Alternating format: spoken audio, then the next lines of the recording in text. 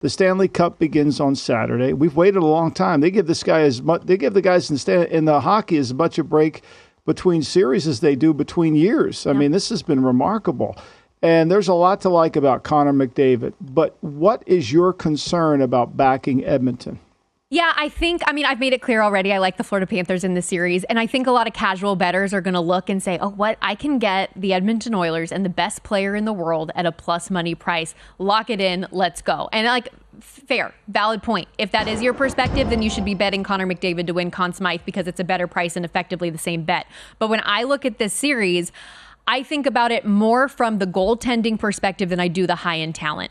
Stuart Skinner is coming off the best game of his career. He and the Oilers D were nails against the Stars, 195 goals against average in that series. But that was the best game of his career. And if you want to beat Florida, you have to be even better. Let us not forget, as Mike Somich mentioned, he got pulled the previous series. He lost his job not too long ago.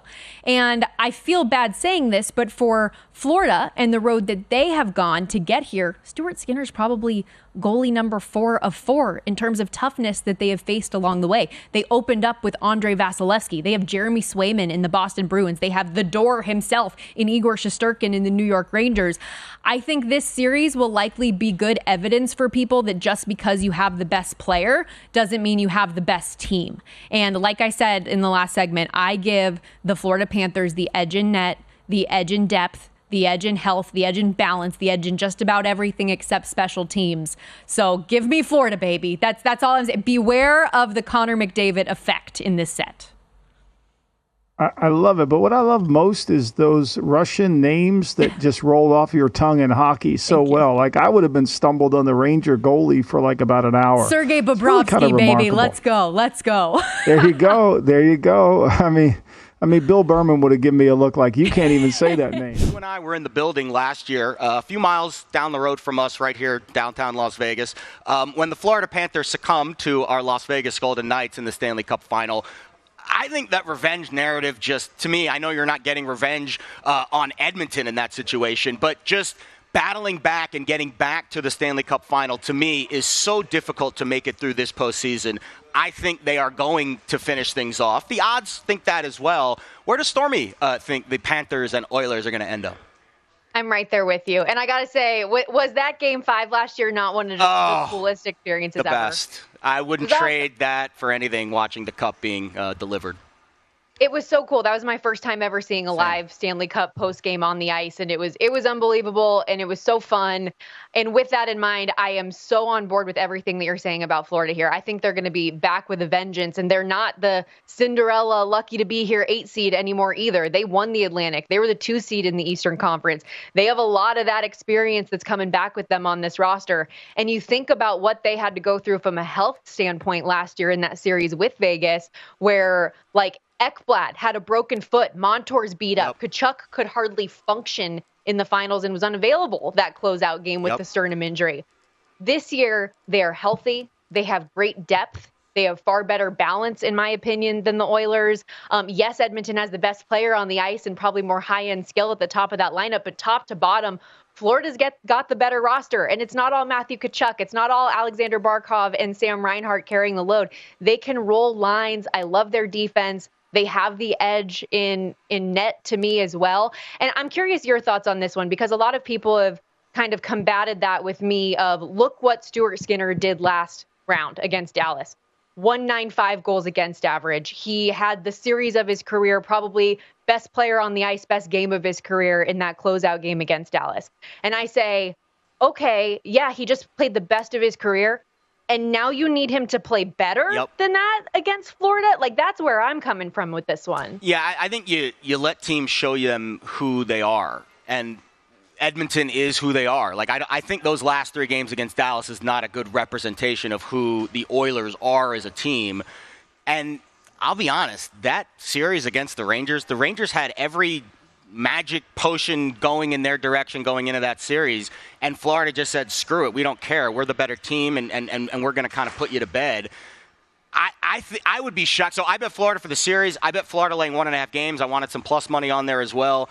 I love what they've done in the third period. They lead the NHL in third period goal differential in the playoffs. I think that is a huge leading indicator of winning games in the postseason. I don't see a lot of positives. Like if you were stacking up the series like, tail of the tape, the only edge I think the Oilers have is probably the best player on the ice. But you know this as well as anyone. When you have 4 lines deep, it's hard. It's like a Mike Trout effect. Like how much is Draisaitl and McDavid going to have an impact on a series when Florida has the deeper of the lines?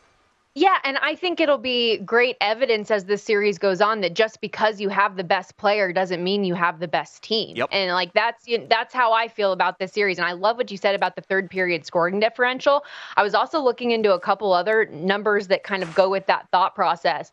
No team's been able to close out games like this team, big picture. Like you look at their when leading after 2 periods this season, 42-0-3, including the playoffs. Wow. I had to triple check that. That's insane to me. Going back to last postseason, they're 17-5 in 1-goal games. That's the best win percentage in the league in that time for those postseasons. They're comfortable in the moments where other teams are uncomfortable. And we can talk about their toughness. We can talk about how they're probably an annoying team. Like they play a rough, gritty brand of football that I don't think that the Edmonton Oilers quite can compete with in a 7-game series. But also that killer instinct, I just feel like for them is a little bit different. They've won 4 games in the postseason when trailing after the first period. Yeah. They are, and I think hockey is such a sport where obviously you have to be physically gifted, but the mental grind of what Florida has been through last year, you mentioned it, they could barely field a team in Game 5. And to get back to the mountaintop now, it's almost like we ain't losing this time around. Like we made it all the way back. We are going to fight blood, tooth, and nail to get over the hump here. I don't know if Edmonton has that killer instinct, and we'll see. Because if they come out and steal Game 1 and McDavid and Draisaitl are still out there doing their thing and Skinner's rock solid in net, it'll be very interesting. But I absolutely think the year of the rat is upon us as the Florida Panthers try to descend and win the franchise's first Stanley Cup. I always like when new franchises win for the first time. It's always interesting to kind of see the dynamic there. I think that we as a fan base, like just in general with the sport of hockey, it's going to be a win no matter who walks out of this. Sure. I agree with you. I want a first franchise win. I think that would be unbelievable. But you think about the drought for the Oilers to win a cup. The Panthers weren't even a franchise yet the last time that Edmonton won. And the Canadian team since 1993 too, right? Like the team across the border, can they finally get one? I think it's going to be great storylines either way.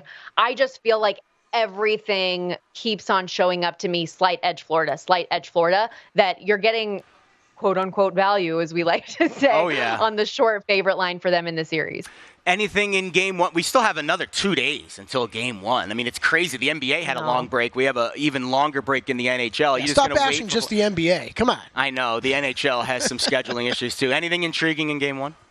I do think, again, to go back to the goaltending side of it, I know that the Panthers have been, we've seen a lot of unders with both of these teams, but I actually lean over the 5.5 because goaltending-wise, Bobrovsky is just, I think this is like a 4-2 type game. Sure. As far as what Florida has faced goaltending-wise, they've faced Andrei Vasilevsky, Jeremy Swayman, Igor Shesterkin.